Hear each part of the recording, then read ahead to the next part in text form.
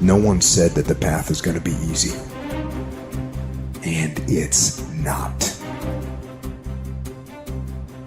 We know life is rough, and we know there will be pain, and whether that pain is at the hands of an enemy or at the hands of nature or time or disease, there will be pain. It's an urge. Truth be told, every champion has felt it. Every president has felt it. Every king has felt it. Every lion has felt it. Every winner has felt it. Every soldier has felt it. Every victorious person has felt it. The urge to quit. Often when people are embittered and resentful and feel like they're victims, it's because really awful things have happened to them. Now, not always, but often. And so then the question is, well, if you're in a situation and something really awful is happened to you or has happened to you, then, well, why shouldn't you feel like a victim? And is there a better alternative? Thousands have come before you and they did just fine. So quit your complaining. And it's not because you have nothing to complain about. That's not the case. It's that that's not the right approach. The fact is, and this is such an optimistic fact, as well as a judgment in some sense, the fact is that if someone else can do it, so can you. And that's something, right? If you're reading about the great heroes in history, people who are in these terrible situations, and you see someone rise to the occasion, and then you can say, well, that was a person who did that, and I'm a person, and so maybe I have that capacity too, even though I don't know how to approach it. Don't allow that inner doubt in you to tell you why you're not good enough. You ignore that inner voice and all of the external voices. Don't judge the possibilities for what you can do based upon the circumstances, because the circumstances won't determine who you are. Doesn't matter how many mistakes you've made. Doesn't matter how much money you've lost. In fact, I see it only as an investment. What you learn from life. You don't stop when you're tired. You stop when you're done. You stop when you complete it and you execute it. This way you start separating the successful from the unsuccessful. Just because it says trial on the package, or tribulation on the package, or pain on the package, it don't mean it ain't a blessing inside, and most of you turn around when you see pain. But those of us who had a right perspective, we approach it when it say pain. When we see trial, tribulation, we don't give up or give in. We know the blessing is on the inside. We don't give up. We don't surrender. We don't quit. We see differently. Our perspective is different. And because our perspective is different, our outcomes are different. Our rewards are different.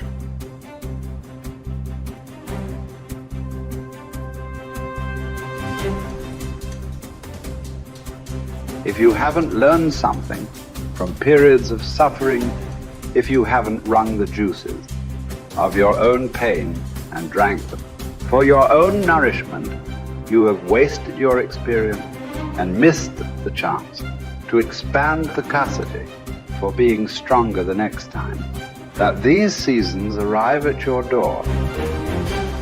My mental outcomes were a consequence of my habits.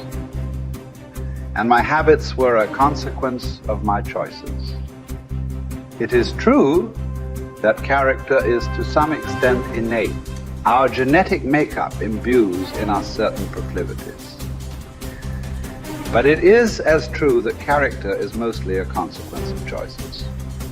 We all make them, and we should make them deliberately with the knowledge that these choices are part of our responsibility toward a purpose other than our own selfish aim.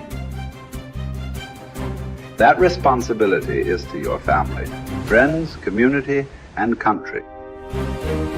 You have purpose in this life. God has you here for a reason.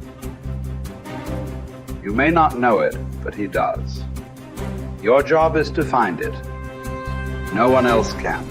You need to understand that your purpose may be great in the eyes of the world, or it may be commonplace and seemingly small. Your purpose might be your family, your children. Your purpose might be tutoring a child and changing their life. Your purpose might be the business you started. Your purpose might be cleaning up your block. Your purpose might be in the help you give others.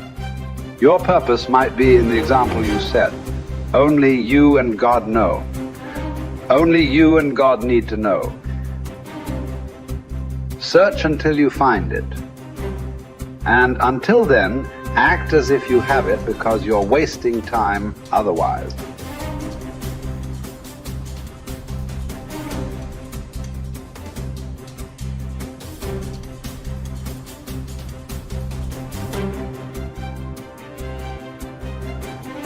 There's something in you that wouldn't allow you to stop.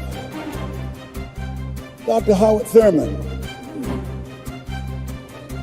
he said there's something in each and every one of you that waits and listens to the voice of the genuine in yourself. It will be perhaps the only guide you will ever have. And if you cannot hear it, all of your life, your days will be spent on the ends of strings that somebody else pulls. And I say to you, the reason you showed up, even though you couldn't afford to be here, the reason you drove hundreds of miles, flew around the world, there's something in you, in your heart of hearts, that said, I'm not going to let anybody pull my strings. It said, I'm going to control my own personal economy. It said, I've got a dream I want to achieve. I want my children to have a choice of the kind of education that they want. That said, I am the captain of my ship. That said, I'm going to control my destiny. And whatever it takes, I'm willing to do the work. 1961. President John F. Kennedy had a decision to make. The decision was whether or not to call a news conference and tell the world the United States was going to go to the moon. And I submit to you that the decision to do that was very risky.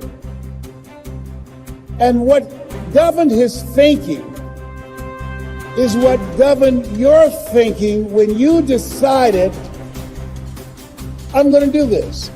See, the technology did not exist. The answer, what will it take, did not exist. No one had ever done it before. But he made a decision. He looked at Werner von Braun, the most brilliant scientist of that day. And he said, Werner, what will it take for us to go to the moon? And he spoke 5 words. And those 5 words, I think, is what governs most entrepreneurs. Those 5 words, I think, is what give people like you the courage to pursue their dreams. Those 5 words is what I think people who are pioneers, people who are breaking new ground, make decisions on. He said, what will it take for us to go to the moon? And the response was, the will to do it. As you look at yourself, as you look at your business, what will it take for you to increase your business? The will to do it.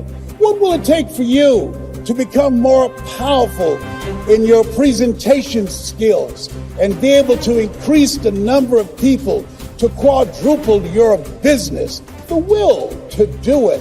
What will it take for you when others are quitting because of the rejections, when others are stopping because they just become so discouraged and they have creditors breathing down their neck and they have family members and friends telling them they're a fool? What is it that will allow you to have the mental resiliency to keep on keeping on, to keep your commitment to your commitment? The will to do it. Every time I say it and ask you a question, I want you to say the will to do it. What will it take for you to build your business? What will it take for you to increase your recruiting?